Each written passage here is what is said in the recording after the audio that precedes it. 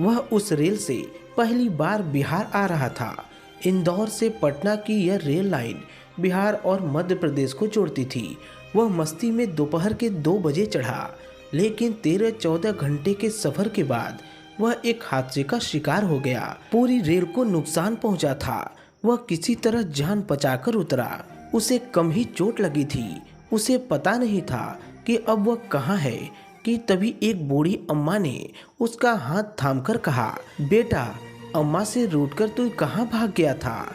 उसने चौंक कर पीछे की ओर देखा। तकरीबन 64-65 साल की वे अम्मा उसे अपना बेटा समझ रही थी। फिर तो आसपास के सारे लोगों ने उसे बुढ़िया का बेटा साबित कर दिया।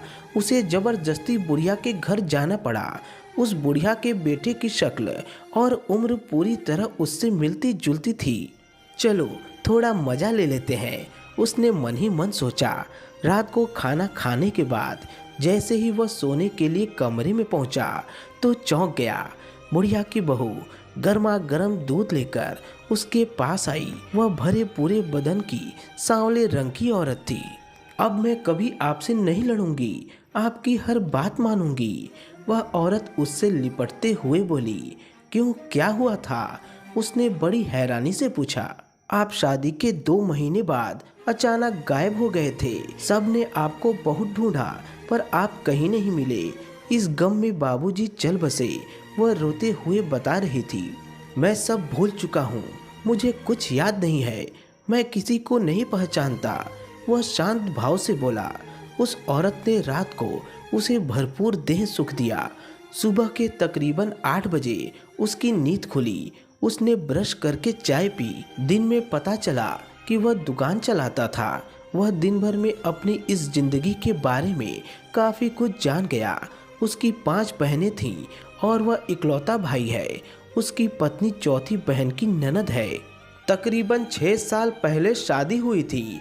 उसका बेटा लापता हो गया है। शायद सड़क हादसे में या किसी दूसरे हादसे में अपनी औलाद खो चुका है। बेटा वह भी इकलौता, इसलिए यह दर्द दिखाया नहीं जा सकता। दूसरी ओर अनपढ़ और देहाती बहू है जो 16-17 साल की उम्र में ही ब्याह कर यहाँ आ गई थी। कुछ ही दिनों में पति गुजर गया, इसलिए बड़ी मुश्किल से मिले इस पति को वह संभाल कर रखना चाह रही है। कितना भी बड़ा हादसा हो, सरकार एक जांच कमीशन बिठा देगी। इससे ज्यादा करेगी तो इस पीड़िता या उसके परिवार को 2-3 लाख रुपए का मुआवजा दे देगी। मगर उसे न तो मुआवजा मिला था न ही लाश। वैसे भी जनरल डब्बे में सफर करने वाले लोगों की जिंदगी की कीमत ही क्या है। काफी दिन न मिलने के चलते उसने मरा मान लिया था। क्या पता कहीं जिंदा हो और लौट आया हो। उस हादसे में क्या पता याददाश्त चली गई हो। इसलिए सास बहू दोनों ने ही अपने अपने तरीके से उसे याद दिलाने की कोशिश में थीं। 2 दिन बाद ही सभी बहनें, बहनोई और बच्चे आ गए। अम्मा, यह तो अपना ही भाई है। चौथी बहन उसे ढंग से देखते हुए उसके हाथ पैर को छूकर बोली, क्या मैं अपने साले को नहीं पहचानता? पक्का वही है, मुझे तो शक की कोई गुंजाइश ही नहीं दिखती है। बाल किशन, मैं तेरा 3 नंबर का जीजा हूँ, साथ ही तेरी पत्नी का बड़ा भाई भी। जीजा उसके कंधे पर हाथ रखते हुए बोल उठा। जी कहकर वह चुप हो गया। बस वह सबको बड़े ही ध्यान से देख रहा था, मानो उन्हें पहचानने की कोशिश कर रहा हो। अरे अम्मा, यह हादसे में अपनी याददाश्त बिल्कुल ही खो बैठा है, बाद में इसे सब याद आ जाएगा। इतना कहकर उसकी बहन उसका हाथ सहलाने लगी। वह इंदौर में अकेला रहता था, वहीं रहकर छोटा मोटा काम करता था, जबकि यहाँ उसे पत्नी भरा पूरा परिवार मिल रहा था। वह बाल किशन का हूबहू था। पास पड़ोस वालों के साथ साथ सारे नाते रिश्तेदार उसे बाल कृष्ण बता रहे थे और याददाश्त खोया हुआ भी। पत्नी एकदम साय की तरह उसके साथ रहती ताकि वह दोबारा न भाग जाए। एक दिन दोपहर का खाना खाने के तकरीबन 1.5 घंटे बाद वह अपना काम समझने की कोशिश कर रहा था। यहाँ उसकी पान की दुकान थी। कोई रजिस्टर या कागज, पता चला कि सभी अंगूठा छाप थे।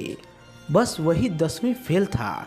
अब कैसे बताए कि वह बीटेक है, लेकिन छोटा मोटा चोर है। मोटरसाइकिल पर मास्क लगाकर जाना, औरतों के जेवर उड़ाना और घरों में चोरी करना उसका पेशा है।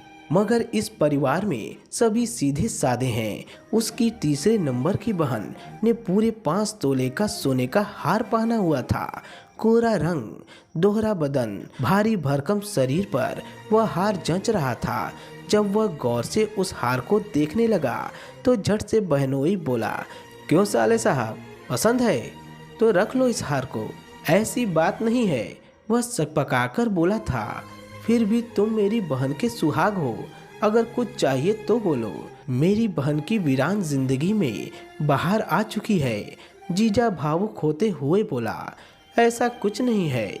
वह मना करते हुए बोला। शाम को उसका साला जब जाने लगा तो कुछ रुपए उसकी पत्नी को देने लगा और बोला, दुकान काफी दिनों से बंद पड़ी है, मैं कल ही जाकर दुकान को सही कर दूंगा।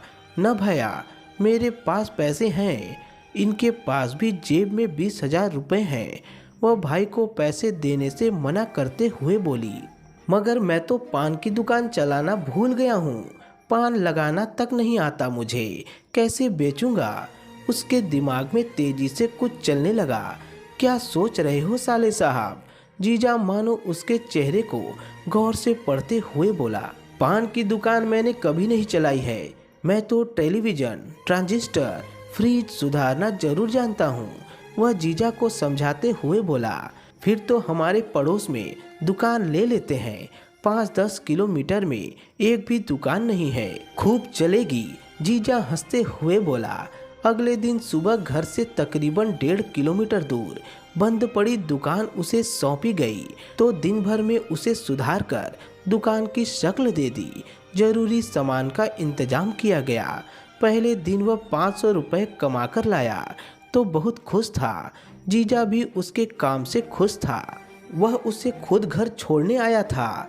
अम्मा, यह तो कुशल कारीगर है, देखो आज ही इसने 500 रुपए कमा लिए। अब तक यह 4 ऑर्डर पा चुका है।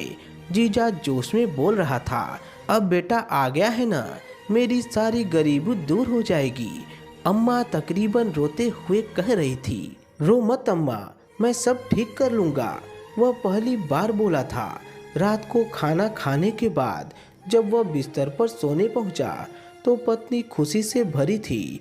अरे, आप तो बहुत ही कुशल कारीगर निकले, वह चुगल करते हुए पूछ रही थी। कुछ नहीं, बस यूं ही थोड़ा बहुत जानता हूँ। सोते समय वह सोचने लगा, अब तक मैं चोर उचक्का था, गंदे काम से पैसे कमाने वाला। अब मैं मेहनत से पैसे कमाऊंगा और परिवार का पेट भरूंगा। इतना सोचते सोचते उसने पत्नी के सिर पर प्यार से हाथ फेरा और बोला, मैं तुम्हें अब कभी भी नहीं छोड़ूंगा, कभी नहीं। इतना कहते ही उसे सुख की नींद आने लगी। सच कहें तो इस सजा में भी मजा था। तो दोस्तों, आपका क्या कहना है इस कहानी के बारे में? कमेंट करके हमें ज़रूर बताएं। वीडियो को लाइक कर दीजिए और इसी तरह की कहानी को लगातार देखने और सुनने के लिए हमारे चैनल को सब्सक्राइब करके घंटी को दबाकर ऑल पर सेट कर लीजिए ताकि आने वाली वीडियो का नोटिफिकेशन आपके पास तुरंत मिल सके। तो मिलता हूँ आपसे एक अगली वीडियो में, तब तक के लिए धन्यवाद।